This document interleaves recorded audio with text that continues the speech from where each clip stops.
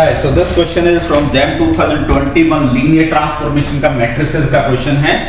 तो पहले एक क्वेश्चन के बारे में क्या इंफॉर्मेशन है वो लिख लेते हैं। n कोई आपको ग्रेटर देन 1 दिया हुआ है integer number, then consider following two statement. A जो मैट्रिक्स है जिसकी कॉम्प्लेक्स एंट्रीज हैं और n क्रॉस n मैट्रिक्स है। पहला स्टेटमेंट दिया हुआ है जिसको फर्स्ट लिखते हैं कि a to the power k अगर आइडेंटिटी है तो all eigen values of A are kth root of unity।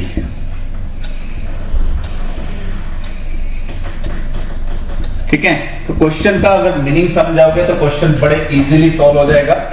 Important यही है।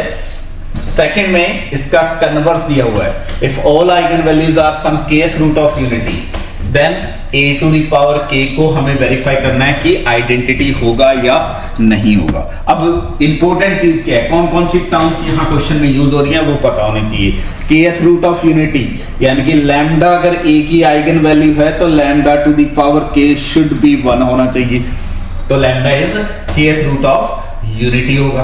तो ये आपके पास ये रिक्वायरमेंट है। अब देखिए a to the power k equal to identity है, और हम ये हमेशा आपको थ्योरी क्लासेस में ये बताते हैं कि जब भी मैट्रिक्स की पावर में कोई इक्वेशन दिया हुआ है तो क्वेश्चन मिनिमल पॉलिनोमियल से सॉल्व होगा।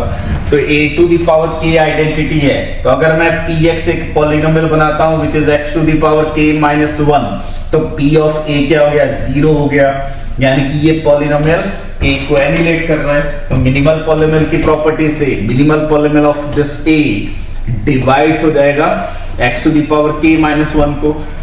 तब मिनिमल पॉलिनोमियल में जो फैक्टर आएंगे वो x to the power k minus 1 के फैक्टर्स होंगे, और मिनिमल पॉलिनोमियल में जो भी रूट होते हैं वो हमेशा मैट्रिक्स की आइगन वैल्यूज होती हैं, और जो भी आइगन वैल्यू होती है वो मैट्रिक्स की वो मिनिमल पॉलिनोमियल का रूट होता है। यहाँ मिनिमल पॉलिनोमियल के रूट्स क्या हो सकते हैं, इस पॉलिनोमियल के जो फैक्टर्स होंगे उनकी रूट्स, और इसमें जो फैक्टर्स होंगे वो इसी के सॉल्यूशन है, यानी कि the eigen values of a are always some kth root of unity. तो फर्स्ट स्टेटमेंट ट्रू है।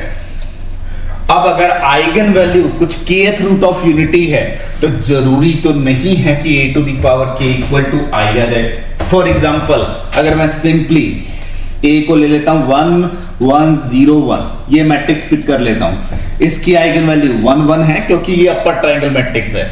तो यहां a इक्वल टू 1 आ गया है, यानी कि फर्स्ट रूट ऑफ यूनिटी। 1 का मतलब होता है first root of unity, but a is not equal to identity.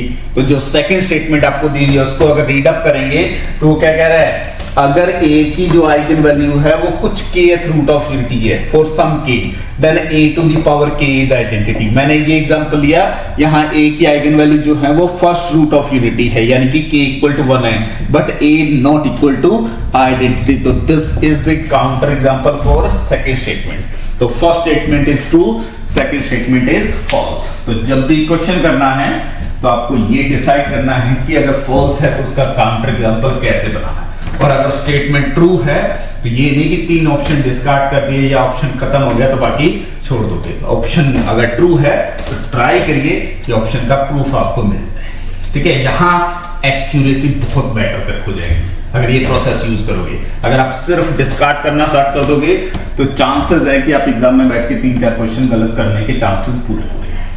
तो एक्यूरेसी इंप्रूव करने का तरीका सिंपल है, अगर ऑप्शन करेक्ट है तो करेक्ट रीजन लिखिए, और इनकरेक्ट है तो उसका काउंटर करो। ठीक है, तो answer is first statement correct and second statement should be false statement. Clear?